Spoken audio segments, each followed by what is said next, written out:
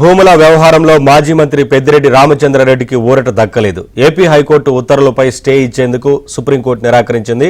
Writ పిటిషన్పై high court division bench నిర్ణయం తీసుకుంటుందని ధర్మాసనం తెలిపింది. ఈ విషయంలో ఎలాంటి నిర్ణయమైనా తీసుకునే స్వేచ్ఛ హైకోర్టుకు ఉందని సుప్రీంకోర్టు తెలిపింది.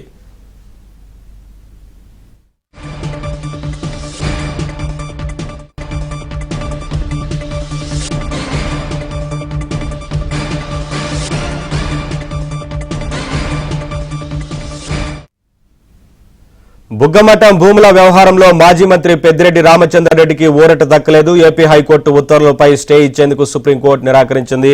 ఇదే అంశానికి సంబంధించి మరింత సమాచారం మా ఢిల్లీ బ్యూరో చీఫ్ కృష్ణ అందిస్తారు. కృష్ణ, సుప్రీంకోర్టు ఏం వ్యాఖ్యానించింది ఈ సందర్భంగా? ఒకవైపున హైకోర్టుగా స్వేచ్ఛ ఉంటుంది నిర్ణయం తీసుకునేందుకు అంటూ చెప్పింది కదా, ఏంటి వివరాలు మొత్తంగా?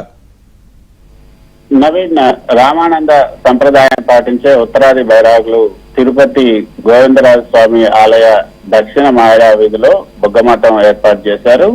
మఠం ఆవరణలోనే కోదండరామి స్వామి ఆలయ నిర్వహణతో పాటు తిరుమల శ్రీవారి దర్శనానికి వచ్చే సౌదవులకు భోజనం, బస వంటి సదుపాయాల కల్పన ద్వారా హిందూ మత పరిరక్షణ లక్ష్యంగా కార్యకలాపాలు కూడా సాగిస్తూ ఉన్నారు.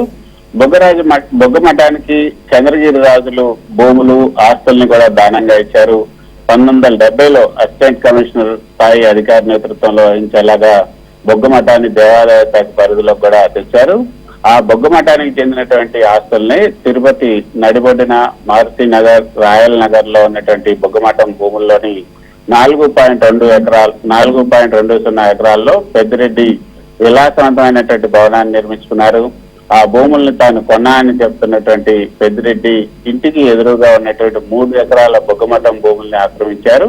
అయితే వైఎస్ఆర్సీపీ హయాంలో తన ఇంటికి వెళ్లే మార్గానికి తిరుపతి నగరపాలిక సంస్థ నిధుల్లో కూడా 18 లక్షలు వెచ్చించి మరీ ఆగమేఘాల పైన రోడ్లు కూడా వేయించుకున్నారు. సో దానికి సంబంధించి హైకోర్టులో సింగిల్ బెంచ్ పెద్దిరెడ్డికి వ్యతిరేకంగా ఈ యొక్క ఆదేశాలను జారీ చేసింది. ట్రిబ్యునల్ లోనే దీన్ని తెలుసుకోవాలని ఆదేశించింది.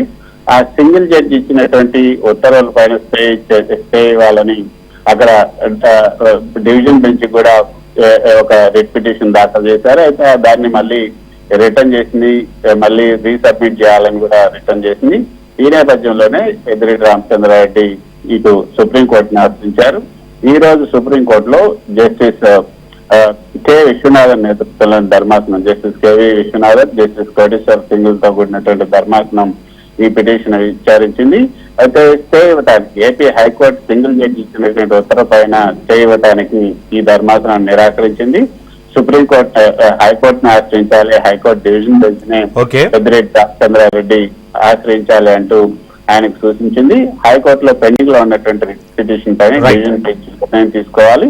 అంతవరకు కూడా అంటే ఈ రోజు నుంచి 2 వారాల పాటు యథాతథ స్థితిని కొనసాగించాలని మాత్రమే సుప్రీంకోర్టు ఆదేశాలు జారీ చేసింది. Thank you Krishna, thanks for the updates.